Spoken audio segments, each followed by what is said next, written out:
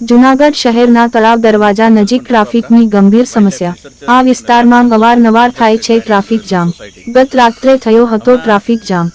Junagadh SP. Subodh Odedara પસાર થતા ટ્રાફિકને જોઈ પોતાની ગાડીમાંથી ઉતર્યા નીચે. 4 રસ્તા પર ઊભા રહી ટ્રાફિકને કરાવ્યું ક્લિયર. એસ.પી. હોવા છતાં વાહન ચાલકોને કોઈ મુશ્કેલી ના પડે તે માટે ખુદ એસ.પીએ ટ્રાફિક કરાવ્યો ક્લિયર. સોશિયલ મીડિયામાં વિડીયો થયો વાયરલ. એવી રીતે અમુક અનપ્રિવેન્ટેબલ રોગો હોય છે, તો એ કુદરતી રીતે થતા જ હોય છે.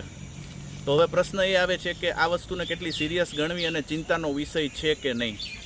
તો એ બાબતે હું એવું કહેવા માંગીશ કે અમુક જે આ રોગો છે એનાથી અમુક ડેથ થતા હોય છે અને એને આપણે સ્વીકારવા પડે. અને આપણી પાસે લાયન પોપ્યુલેશન ઘણી મોટી છે અને અલગ અલગ પોકેટમાં છે, એટલે આવા કોઈ ડેથ થવાથી કોઈ ચિંતા જેવું લાગતું નથી. છેલ્લી લાયન પોપ્યુલેશન મુજબ 870 આસપાસનો જે ફિગર આવેલો છે, બરાબર છે, જે ખૂબ જ સારો ફિગર કહી શકાય. ગ્રોથ પણ સારો છે.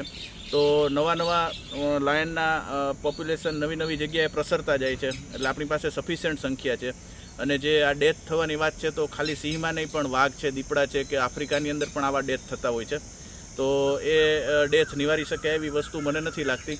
અને બાકી લાયનનું જે આપણું મેનેજમેન્ટ છે એ ખાલી નેશનલ લેવલે નહીં પણ ઇન્ટરનેશનલ લેવલે જાણીતું છે, એટલે ચિંતાનો વિષય એવું મને નથી લાગતું.